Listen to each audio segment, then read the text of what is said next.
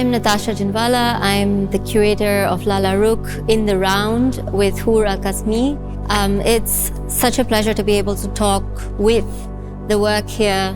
River in an Ocean series was made between 1992 to 1994 by Lala Rukh. I think about River in an Ocean as a leitmotif of her ongoing commitment to observing water bodies, spaces of existing in proximity to water, so coastlines, observing lines in the sand. The river in an ocean really also is prismatic in the way that it speaks to possibilities of the limits of sight on one hand, and the expansion of the senses when one is observing the water from a height.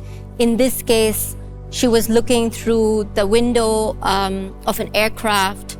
But here particularly, there is also a sort of aerial perspective that she's playing with while observing the changing orientation of the horizon, its depth, her body as held in the air, while I believe she was taking a flight to Peshawar.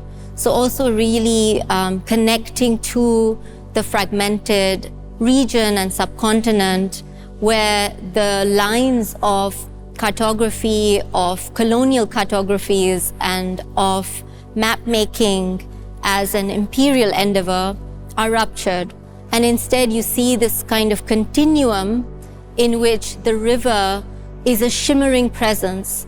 The river forms its own sense of drift and flow. The river seeks to make itself known. One is then calling upon that reverberance of the river. And if we look here, I think in this particular work, it also to me is symbolic of this title, In the Round. So you really have this space in which it's a sort of reflective space, a shadow space, a terrain in which the circulation of water as tidal currents is very apparent. We don't see the moon at all, but we know that the moon is present in its luminosity, in its radiance, in the gravitational pulls that create the bulges of water along different corners of the earth. Lala often used different surfaces for creating her works. So she wasn't working often with the ideal thickness of paper, the ideal quality. And so in this case, we sit with photographic paper, with carbon paper, so that every gesture, every imprint is also constantly unfolding. And in that sense, the paper as skin is something that corresponds with an incessant mark making, a mark making that is in continuum. And often, therefore, one does see how she also deals with the margins of her work. We were just speaking about this also in relation to Moonscape, which is an unframed work that we are kind of studying in relation to this particular series, where you see Lala leaving marks, leaving notes, notations along the margins of the paper. So in the modality of an impresario, maestro, of calligraphy, of miniature painting, some of these aspects are also seen in this series because of the way that she creates lines, curves, really the flow of her, the strokes of graphite.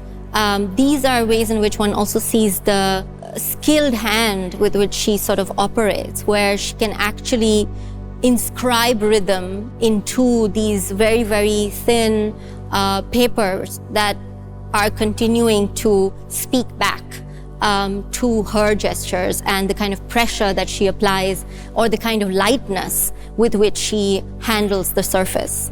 The way in which this work operates also relates to her relationship to photography. And again, this kind of very early practice of black and white photography that she took up already in the 70s as part of her studies in Chicago, in which she's constantly observing light and movement. I sense that also very much here. And in the end, I guess, just to mention the fact that she has been put in conjunction into various group exhibitions in recent years. There is a voracity towards which art historians and curators approach her practice today, which was not the case for much of her life. She maintained a privacy. She was also often isolated in the way in which she worked, consciously choosing also to create her own sort of space in which she maintained her everyday practice. But at the same time, also being a woman artist pedagogue in Pakistan in a way that the distinctive quality of her work made her stand apart, and also having to confront at times a misunderstanding of really where much of the corpus emerged from. And so when we see it today, I also think of it in that light.